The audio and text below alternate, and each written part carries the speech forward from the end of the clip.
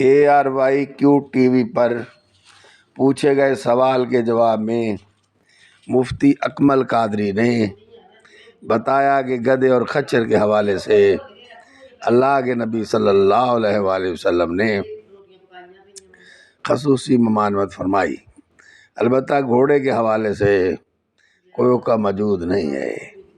انہوں نے بتایا کہ شرعی اصول کے حساب سے گھوڑا مستنصع نظر آتا ہے، حتیٰ کہ گدھا اور خچر بھی ان اصولوں پر نظر نہیں آتے، لیکن نبی اکرم صلی اللہ علیہ وآلہ وسلم نے دونوں کو کھانے سے صریحاً روکا، لہذا انہیں حرام قرار دیا۔ ان کا کہنا تھا کہ گھوڑے کے بارے میں سرکار صلی اللہ علیہ وآلہ وسلم کی کوئی ممانعت نہیں۔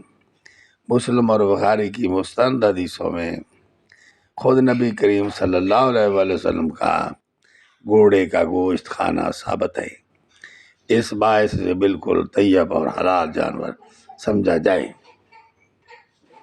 البتہ امام اعظم ابو حنیفہ نے اپنے دور میں گھوڑے کے گوشت کو کھانا ممنوع قرار دیا۔